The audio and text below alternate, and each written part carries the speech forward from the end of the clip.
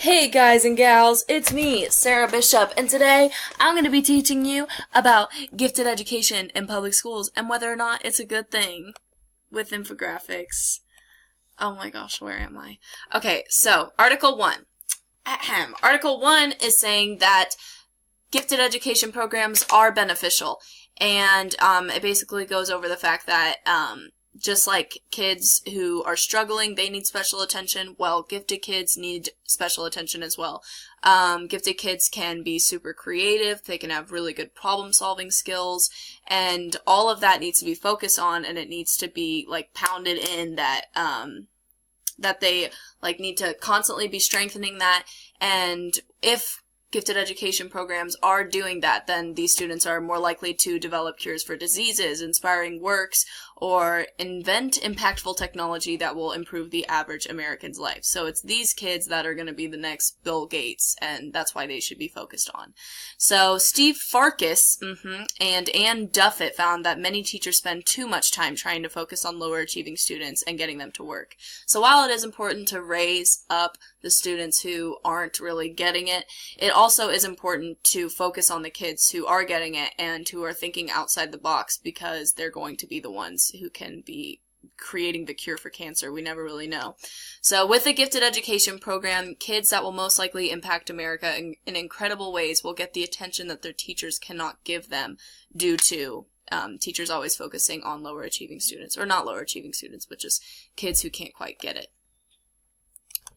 So then Article number 2 shows that it shouldn't just be gifted education programs. It shouldn't be segregation by ability. It should just be everybody has a high quality curriculum. And while I agree with this, I do think that no one ever said that with segregation by ability, the curriculum, the standard curriculum can't be high. I think that it can still be a very high quality curriculum, and everybody is still getting like special needs met. I'm saying like a lot. So what we see here is that the pass rate in classes for blacks and Latinos rose from 32% to 92%. I'm dumb. It's actually 68 to 98%. But that's a big, hefty difference, okay? And then for white and Asians, it rose from 86 or 88% to 98%. So, this is the argument that, if everybody has an accelerated curriculum, students that are high achieving, perform no different, and then students that are low achieving perform way better. So there's evidence showing that low achieving students perform better and high achieving students perform no worse, if everybody just has access to a high quality curriculum. And then Article 3, higher achieving students benefit the most from high ability peers.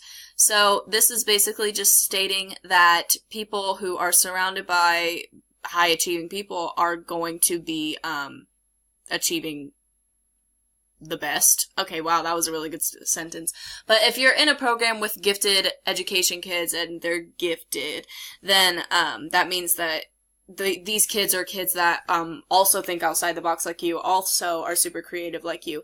And so by surrounding yourself with those kids who are very high achieving, you're going to want to be high achieving as well. Whereas if you're in a class with a bunch of people who don't do anything, you're not going to feel encouraged to do anything either.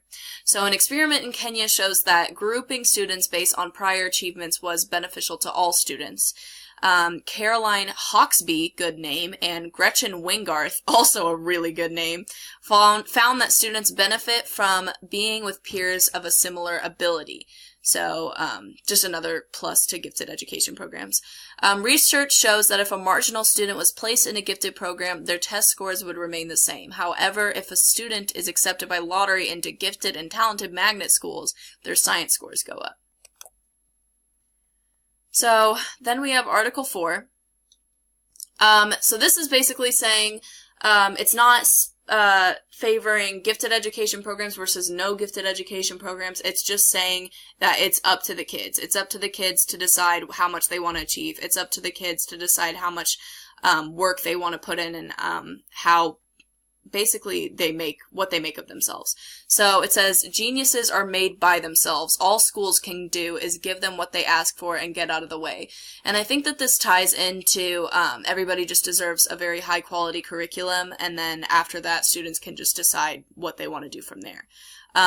But a lot of times in this article, it just listed people who have gone really far and they just went to public schools without the help of a gifted education program. And one of those people was the founder of Amazon.com. He graduated from a typical American high school and he had so many opportunities. He obviously founded one of the most popular online shopping websites ever. And he never went through a gifted education program, and he is a genius. So it just shows that you don't need to be in a gifted education program to make something of yourself. There's still high achieving students who are very creative and, like I've said a billion times, think outside the box, and they don't need to be focused on in a gifted education program. Public schools find teachers to teach core subjects, but not teachers who encourage creativity. Therefore, gifted kids in many cases just need to do their own exploring. And I agree with that completely. And so then finally, the very last article is stating, and I like this article a lot, that the term gifted is not only unhelpful, but harmful as well. So I do know that sometimes whenever you call kids gifted, it kind of puts them on their high horse as opposed to everybody else who is considered basically not gifted. So that's just discouraging to the kids who aren't gifted, quote unquote, and it makes them sound like these kids who are in gifted education programs are so much smarter, so much they just have so many more abilities than the non-gifted students, when in reality they could just have prior knowledge on the things that they were tested about in order to get into this program. They could have learned it at home. They could have just like had some background on anything, or it could just be like a lucky chance, and then for some reason they're labeled as gifted their whole life and everybody else isn't. So a 2010 study from the National Science Board shows that advanced kids were some of the most poorly served in school. And it's all ties back to just like everybody deserves a high quality curriculum. And some people just don't get that, and it's sad.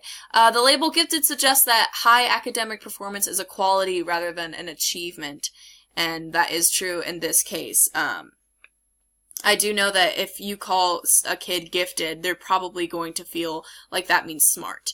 And it doesn't mean that you're smarter than everyone else. It means that you have shown abilities that not everyone else has, but that doesn't necessarily mean that that needs to be focused on all the time.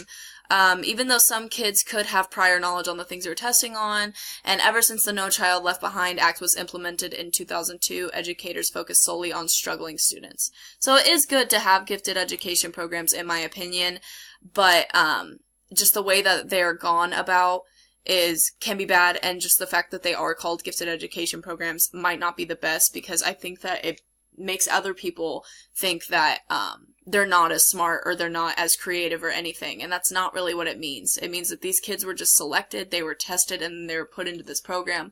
Most times it's just an hour a week that they are receiving this high quality advanced curriculum or just like course, and then they're called gifted, and everybody else doesn't feel as smart. And I don't like that, and I don't really think that's a great thing.